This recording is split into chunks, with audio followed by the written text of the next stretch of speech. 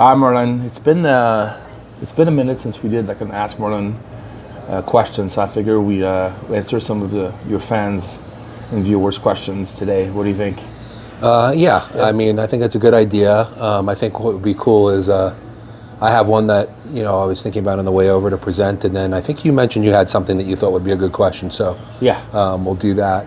So, of course, we're here at the Dragon's Lair, favorite gym in Vegas, having just about to do our own leg and biceps workout, So we're trying to delay it a little but bit. we're trying to delay it because it's quads. Yeah. So we're going to do this first. All right, so the question that I was actually asked was, an interesting question. I don't think I've actually been asked this before, but it was basically, is it possible for someone to eat too much protein? And it's an interesting question because I think what the person means by that is like, is there just basically a level where you reach where you're eating too much, where it's not going to be good for your physique, maybe your health? So I'm going to answer it this way. I'm going to say, well, listen, I mean, you can, when it comes to just calories overall, I mean, obviously you could be eating too many calories, just in general. So whether that's coming from protein, carbs, or fat, or all three, if you eat too many calories, then you're obviously going to put on body fat, especially if you're not burning them, not utilizing them. And of course, if you do that to an extreme degree, then you can obviously, cause yourself to, tend towards obesity, and that's obviously quite a problem for most people. But in the realm of people who, train, which is obviously the crowd that we speak to, so out of the three nutrients, protein, carbs, and fats, the macros, protein is actually the safest one to overeat. And that's because protein has the least capability to turn into body fat, as opposed to carbs and fats. So in other words, if you overeat, I'm just going to give you an example. Let's just say you overeat protein, by an extra few hundred calories a day, too far above your maintenance level, versus overeating too many carbs or too many fats by the same amount of calories. You'll actually tend towards adding body fat a lot more easily by overeating the carbs or the fats than you will the protein. Protein just is utilized for so many functions in the body, not just muscle building, but skin, hair, nails, hormone production, cellular energy, so many different things that your body always has a use for it. So it doesn't tend to easily store protein as body fat. So with that said, I think that we should get into like levels of protein and how much a person should be eating when their main goal is to put on muscle. I'm just going to say put on muscle and not add body fat. I'm not going to go towards bulking or towards getting shredded.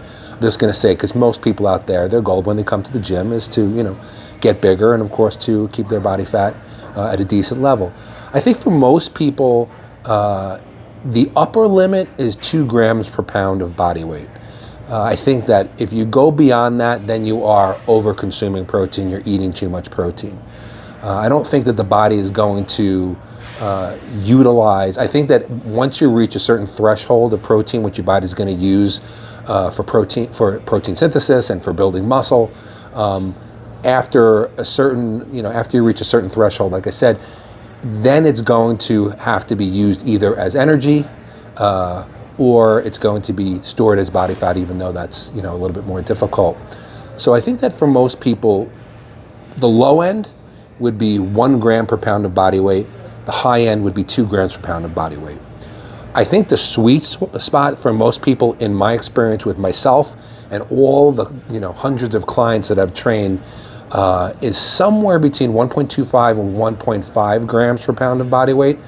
I think that this is enough protein for pretty much anyone to build muscle tissue, keep body fat under control, and it also allows you to have a well-rounded diet to where you can include a moderate amount of carbs and a moderate amount of healthy fats, which are also needed in the full muscle building equation. So to answer your question, you don't want to overeat anything. You want to try to find that sweet spot. So I think that if you go beyond 2 grams per pound of body weight, that's really not going to be utilizable for most people. So stick somewhere between the 1 to 2 low and high end. But I say 1.25 to 1.5 grams, and you're going to nail it, pretty much as you need to for, like I said, building muscle, keeping body fat under control. Awesome. Okay, this question I think is a question that a lot of people have, especially when they start bodybuilding, they start training. They always, of course, look for the best way to build muscle as quickly as possible and to achieve, faster results. So when you have people like Jay Cutler, who's been training his entire career in high volume training, and when you have people like, example, on the opposite end of the spectrum, like Dorian Yates, who's been training very little, 4 days a week, 45 minutes, very few sets, and they both became Mr. Olympia. And obviously, we can't argue with their results; they were like so great. Which training do you feel is the more beneficial? And if not those two, which training would be the best? You think? It's a really interesting question. First, let me just qualify this by saying that, when talking about, you mentioned Jay Cutler, you mentioned Dorian Yates, two of the best bodybuilders that ever lived, both Mr. Olympia multiple times. I think you always have to remember that when you're talking about people like this, individuals like that, you're talking about people in the 99.9th percentile of their genetic abilities. So I think for them, it may be a little bit less important, their method of training, because I believe that they're so genetically gifted, they're going to put on muscle almost any way they train.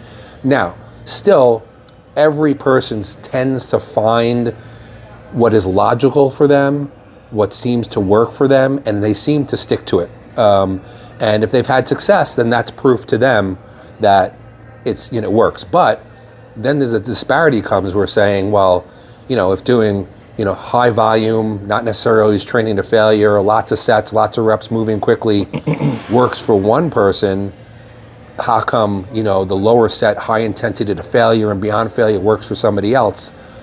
Where do I fit in that mold? Which is what most of us has to think about, because, the majority of us are not genetically gifted like that, where we could basically look at a weight and build muscle. So I'm going to go by... And listen, there's also extremes. I should also say that you have people. Dorian Yates was influenced quite a bit by Mike Mentzer. Mike Mentzer and Arthur Jones, those guys, they took it to such extremes where, Mike Mentzer would talk about doing like 3 sets per body part, only training that body part like once every few weeks. I mean, like very few workouts, very few sets, but every set was taken to way beyond failure. And that's what he believed in. So that was one extreme. And then you have guys, some of you guys, if you may not be, old enough to remember guys like John DeFendis and Steve Mahalik, these guys were, back in the 70s and 80s, and they would do 50, 60, 70 sets of body part, crazy volume, and they both built massive physiques. So there's real extremes to this whole model of training. Now, with myself, I've been influenced, I would say mostly in my career as a coach and a bodybuilder, from people like Mike Mentzer, people like Dorian Yates, people like Charles Poliquin, who is a very, very incredible coach out of Canada, he's no longer with us, but he was very famous for training like Olympic athletes, but he worked with some bodybuilders too. He used to train with Milos all the time. Yeah, he trained with Milos, and his techniques influenced me a lot. I actually studied with him, became a master trainer under him.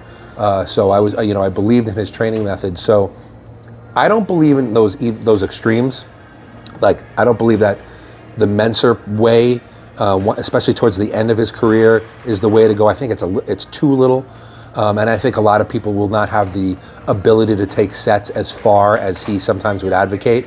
And then I don't believe in the extremes of so much volume that you can't train that intensely with so many sets. And I think that for most people, the volume is going to be overwhelming for their central nervous system and for their just overall recovery ability. So, I would say I probably tend more in my beliefs, and this comes through what's been successful for me, what's been successful with my clients, and also what studies and science bears out in terms of our physiology, the mechanics of muscle growth, the various growth pathways that we have in our body. Because muscle growth is not a singular thing. There's not just one rep range, one method of doing the repetition, one exercise, the body grows from a myriad of different pathways, and you have to address all of them. So in terms of this question, volume versus intensity, I go more towards the intensity model. I've always kept my body parts usually no more than 10 sets for a body part. So when I'm talking about like chest, back, quads, bigger body parts, no more than 10 sets, and those do not count warm-up sets. Those are 10 work sets. And for the other body parts like shoulders, bis, tris, hamstrings, more like 8 sets.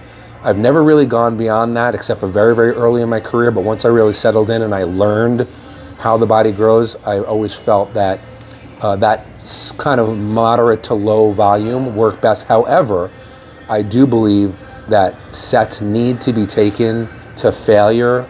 Almost every work set should be taken to failure, sometimes beyond failure. I also believe that you need to use techniques like you see in a lot of my videos and a lot of the articles that I wrote, such as negative emphasis training, stretch emphasis training, concentric emphasis training, peak contraction holds, because all of these things will increase the intensity level of the set. And I think that this works for most people. The body, you have to understand that for most people, the body doesn't want to grow muscle. That's not the function of our body. Our body is just, they want to basically remain in homeostasis. It just wants to remain as it is. And our bodies will tend much more towards gaining body fat than gaining muscle because that's a survival mechanism. So we have to force our bodies to gain muscle. How do we force our body? We have to make sure that the resistance training is hard enough and demanding enough that our body must respond to it and grow. And I don't think that by just doing, for most of us, again, because I'm not going to say Jay wasn't successful, one of the best ever, and there's other people who've trained like him who look amazing. Again, I'm talking about most of us in that mid-range, just normal people trying to build muscle. I think we have to force our body to grow. One of my favorite things that I love to say to people is that if you want your muscles to grow, you can't whisper at them, you have to scream. So I think if you scream, you'll lose your voice if you scream for too long. So in other words, you do sets, maybe 2 sets per movement, and maybe 4 to 5 movements at most. You'll fall in that 8 to 10 range.